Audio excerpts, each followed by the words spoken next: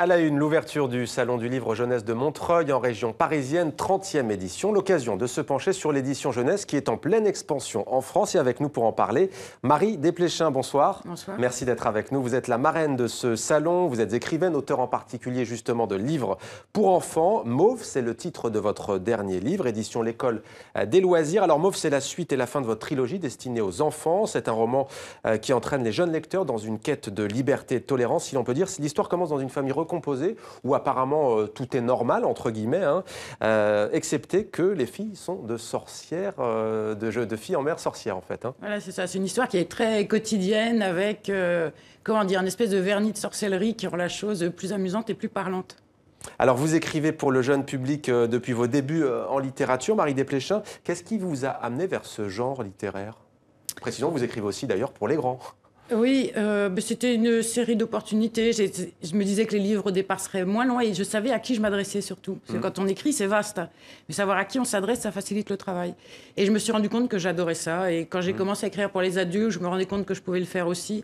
Ma préférence allait à l'écriture jeunesse. Alors justement, Mauve, on peut le lire à partir de 9 ans. Comment écrit-on pour le jeune public? Qu'est-ce que cela exige en particulier? De rester en relation assez puissante avec sa propre enfance. Pour le meilleur et pour le pire, mais je pense qu'il faut être extrêmement sincère avec l'enfant qu'on a été et qu'on garde en soi. Ça, c'est la première condition. Sinon, après, c'est un travail d'écrivain. Il faut s'isoler, il faut reprendre ses phrases, c'est du boulot, construire une histoire. Mais s'il y a un secret, c'est celui-là, c'est le lien à son enfance.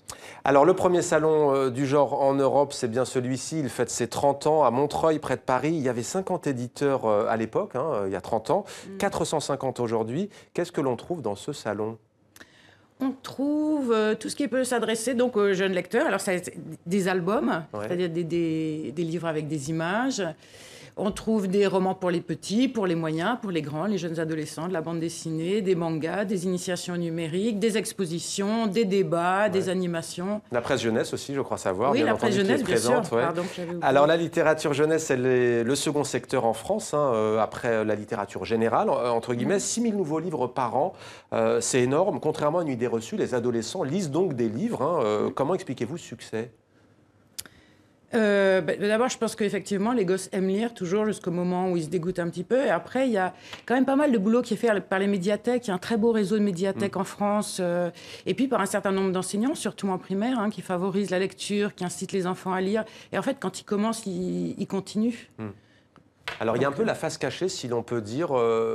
Certes, un succès pour ce genre littéraire, mais les auteurs, eux, semblent en difficulté. Dites-nous.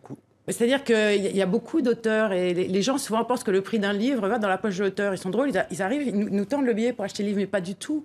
Les droits d'auteur sont minimes, sont plus faibles qu'en édition jeunesse. Pour un auteur, ça peut, je vais prendre un pourcentage assez bas, ça peut être 2% sur un album, par exemple, et 2% pour l'illustrateur, vous vous rendez compte, c'est vraiment pas grand-chose. Ou alors c'est 6% qu'on se partage, et je me suis rendu compte sur le décompte de savoir où partait l'argent d'un livre, que l'auteur touche à peine plus que l'État. À peine plus que la TVA en plus. Donc, la majorité des gens qui travaillent dans ce secteur ne vivent pas de cette activité. Ils ont d'autres activités ils le font par passion, par goût. Mais vous devez en connaître justement, la plupart sont quoi? Travaillent toujours dans le milieu littéraire, entre guillemets, journalistes Non, pas du tout. Non, c'est vraiment toutes sortes de gens. La dernière fois, j'ai rencontré quelqu'un qui travaillait dans la police, qui était inspecteur à la brigade de répression du grand banditisme, et qui a déjà une petite œuvre qui est vraiment solide en direction des enfants. Donc, je pense pas que le fait d'avoir un travail lié à la pédagogie fasse des bons écrivains. Même peut-être au contraire. Vaut mieux pas être trop pédagogique. Il faut beaucoup d'imagination. Alors, des prix, des pépites, c'est leur nom, seront décernés au cours de ce salon. Vous êtes membre du jury. Le salon se tient jusqu'au 1er décembre, d'ailleurs, je ne l'ai pas encore dit. Un mot peut-être sur ces pépites? C'était un jury, c'est assez joyeux parce qu'on voit arriver d'abord, en ce moment, les albums en France. Il y a une grande qualité des romans, mais la qualité des albums, elle est spectaculaire. Vraiment des très, très beaux objets. Donc déjà, lire et devoir choisir, c'est un plaisir en soi. Et après, c'est quand même une ambiance qui est assez cool, la littérature jeunesse.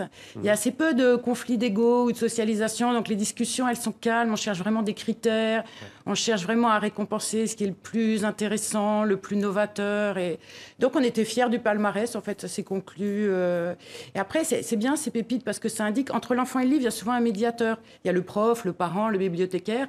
Donc, ça indique moins aux enfants qu'aux adultes qui seront prescripteurs allez voir Lala, ça, cette année, c'est vraiment bien. Merci beaucoup Marie Desplechin, Merci écrivaine, auteure de Mauve, et puis donc marraine de ce salon de Montreuil près de Paris. C'est jusqu'au 1er décembre. Merci à vous Marie Desplechin.